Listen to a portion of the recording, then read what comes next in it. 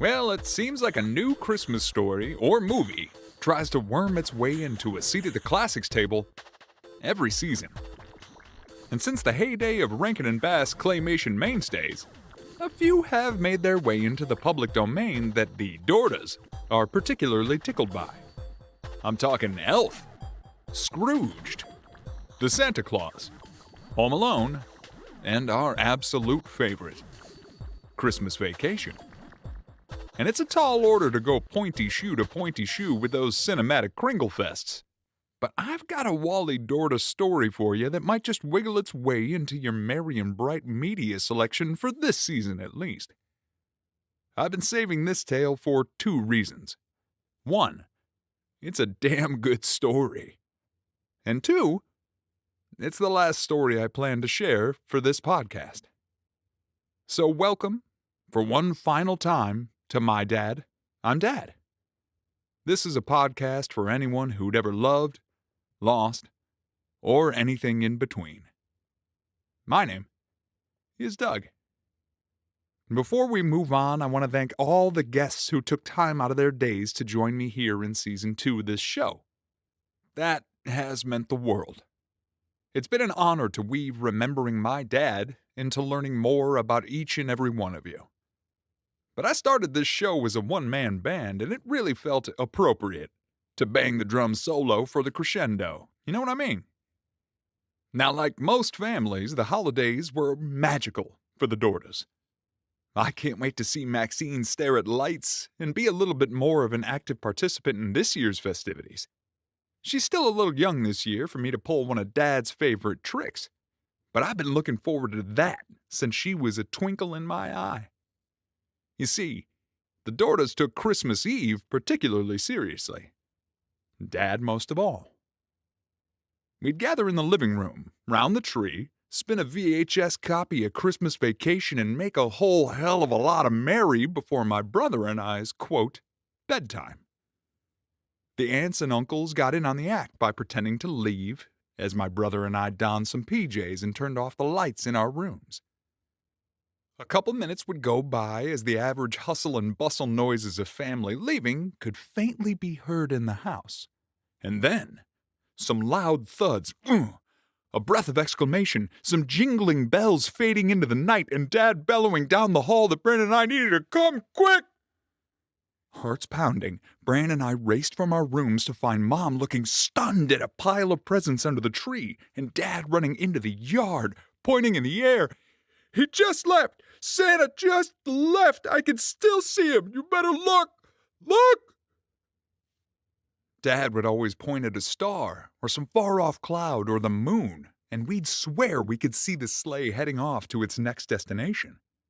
Of course, we didn't need to look into the sky to see Santa. Santa was standing next to us pointing into the sky.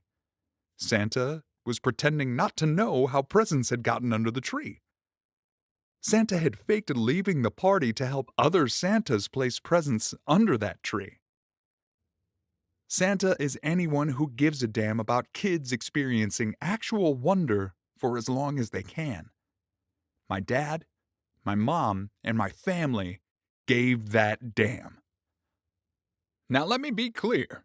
Christmas Day with the other side of the family was wondrous too. It feels like us cousins did a number on Grandma and Grandpa's every 25th of December. But Dad wasn't the author of that experience. Oh, he still yuled the tide, but he was content to take a backseat for that particular sleigh ride. As I got older, the traditions began to change, as will inevitably occur. New family members joined, or some split off to start their own tradition.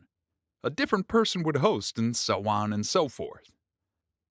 There was one Christmas when I worked at a news station that kept me from visiting my folks on the holidays.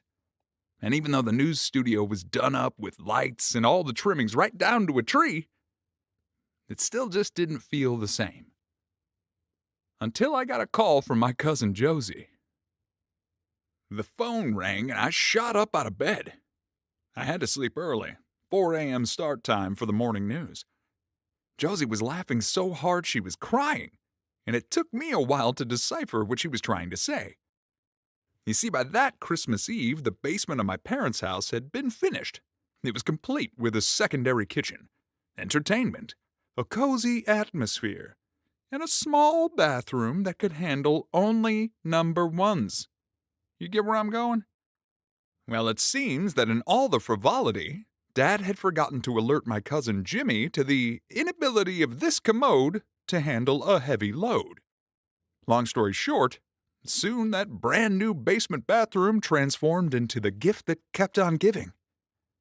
Dad got the whole family involved in cleanup efforts, shouting for someone to get off their ass, get the shop vac, or lend a hand. Dad was a whirlwind of cleaning chaos clad in his signature Santa baseball cap. Now, Josie always knew how to handle her Uncle Wally, even in his less than savory moods. So she ran upstairs to call and inform me that much like the situation in Cousin Eddie's RV, the shitter was indeed full. And there I was, dying laughing in a bed while I should have been sleeping, listening to my cousin dying laughing, knowing Dad was up to his elbows in season's greetings, and feeling like I'd just received the best gift I'd get that whole year. I was physically hundreds of miles from home, but one phone call helped me feel like I was in that basement, and I'd probably have next in a game of euchre. And that's what I thought about as I drifted back to sleep that night. Now let's fast forward to 2018, December 23rd. This is the story I want you to hear. The family gathering was small. It was just Mom, Dad, myself, my wife, Bran, and his then-girlfriend, now wife, Stephanie. Mom had been suggesting we all go and see the light display at Crossroads Village and Huckleberry Railroad. Now, for those unfamiliar, Crossroads is basically a perfectly preserved village from the early 1900s. You could almost see Tom Sawyer whitewashing a fence, you know what I mean? Or an old curmudgeon being visited by 3 ghosts. There's a charming old schoolhouse, a blacksmith shop, a functional printing press, a railroad, and another attraction none of us expected would mean much that day. That whole village and the entire railway are decked out in intricate lights for the Christmas season. It's the kind of atmosphere your average Hallmark movie screenwriter dreams up. Now, obviously, we thought it was a hell of an idea, but we didn't know if Dad would really dig it at that time. The Wally Dorda of December 2018 was already traveling on the road of dementia, but it wasn't quite breakneck speeds just yet. Still, he preferred being home, so we gave it some thought. The family had a talk, and we were on our way. The plan was simple. Let's enjoy it as long as Dad seems to enjoy himself. And we'd take off the moment he expressed a hint of a desire to leave. And as you can imagine, the parking lot was crowded, and anyone hell-bent on holly jolly was strolling through the entrance to be entranced. And Dad was quiet, but he was wrapped in his warm down jacket and content to come along. Well, of course, the lights were dazzling. They were everywhere. The train, the various sounds associated with it were charming and nostalgic, and they brought visions of the Polar Express to mind. But Dad walked right past it. We brought him into the general store to get some candy and feel the old world charm. It failed to cast a spell, but he walked on. And the lights led us to the printing press, where leaflets and announcements were being meticulously crafted by someone who cradled individual letters with all the finesse a modern toddler, Maxine, lacks when smashing buttons on a keyboard. Dad showed some intrigue, but he didn't say much, and he strode on. The lights led us to the blacksmith. Now here was something Dad was bound to get excited by. He stood watching the smith work for longer than I anticipated, and his eyes scanned with more intrigue than any stop in the village previously. Something was clicking. We weren't expecting the Wally Dorda of the 90s necessarily, but a Wally Dorda that seemed interested was pretty awesome to stand next to. As we left the smith shop en route to the old church, the smell of kettle corn wafted on the air, and Amanda mentioned that it smelled good. Well, Dad raised a brow and made a beeline for that merchant. Next thing I knew, I was holding a bag of caramelized popcorn the size of a Yeti's stocking as we all crunched and munched our way toward that church. Now, I've mentioned in the past that we aren't religious, so it's no surprise we were in and out of there. Cool candles, though. Now, quickly, before I get to the heart of the story, I find it important to note that almost every Christmas movie worth its weight in fruitcake ultimately boils down to the fact that Christmas, the holidays in general, can feel forced, rushed, commercialized, isolating, draining, or stressful. Rudolph gets picked on and cast out. Cindy Lou Who asks where Christmas has gotten off to.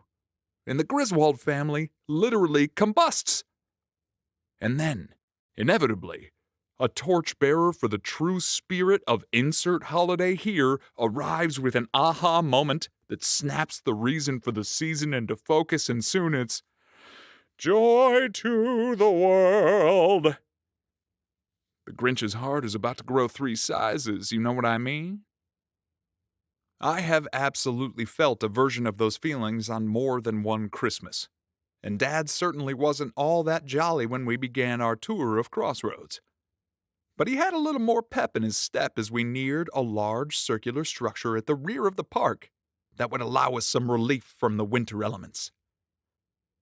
The interior of that building was warm, yeah, but it was packed, loud, a little chaotic, and essentially all the things Dad wasn't fond of at that time. But as we turned to get a read on his facial expression, we saw a light smile on his face. He was staring at the attraction in the center of the room that was making all the racket. A pipe organ was blaring, and the hand-painted horses of a 1912 Charles W. Parker carousel were reflected in Dad's glasses.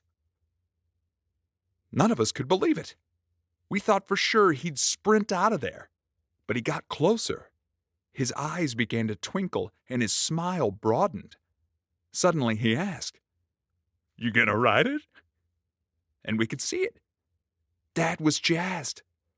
We asked him if he wanted to ride, and he didn't miss a beat. "Well, yeah." Suddenly, we're all standing in line waiting our turn, and Dad is animated. He's bouncing on the balls of his feet.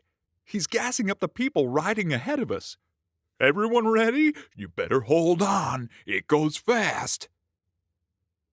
I'm not saying this was like the moment in The Notebook where he was precisely his old self, but he was radiating something none of us had seen in a while.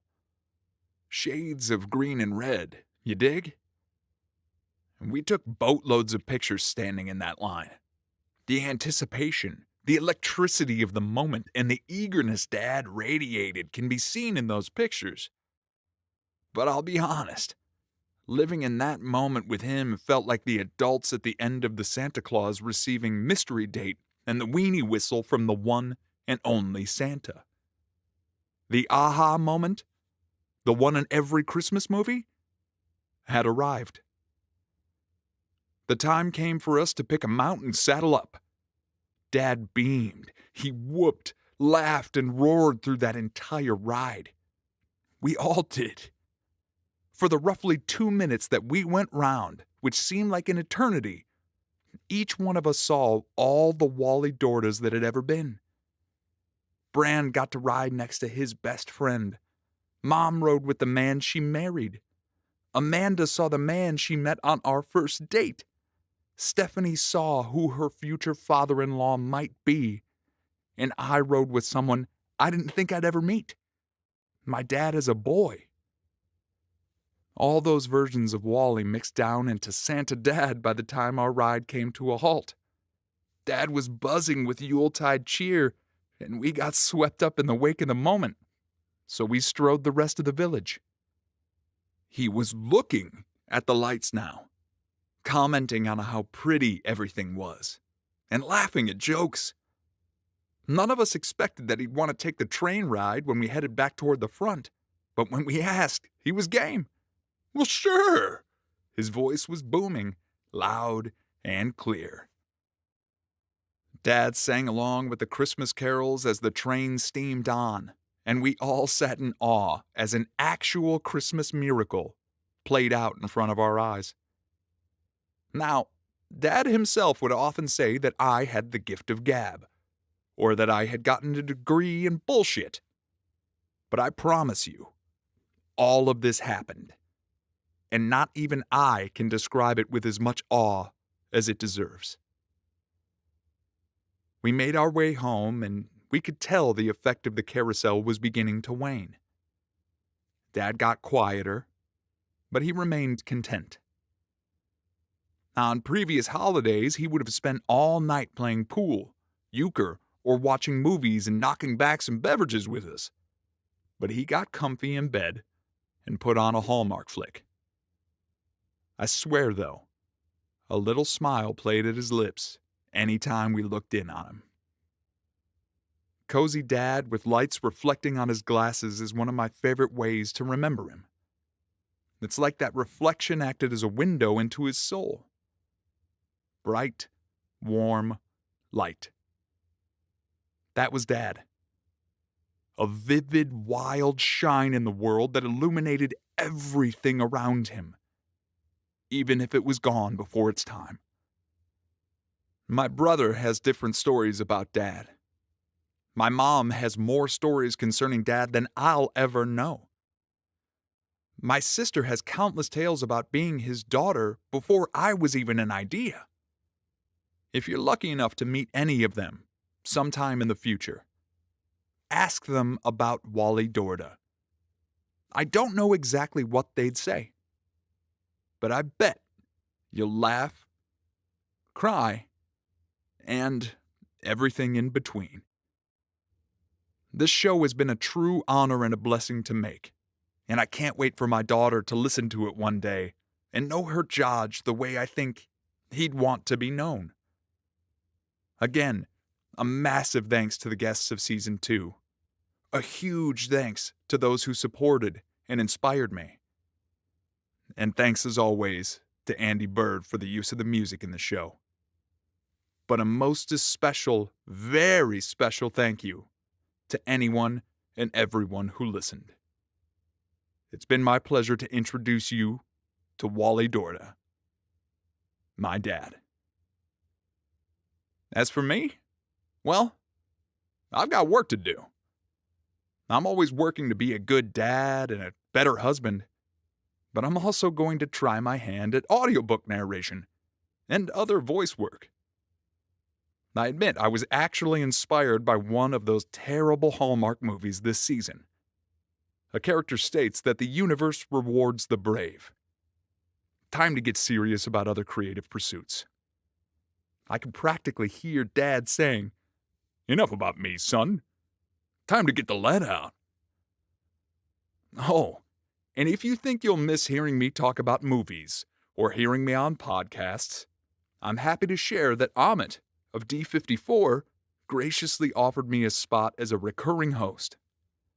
So I'll be sure to update you all via social media as both avenues progress.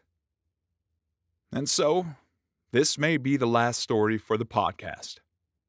But my story, my family's story, goes on. And I'll always leave an empty chair for Dad to join us along the way. Thank you one final time for listening to My Dad. I'm Dad.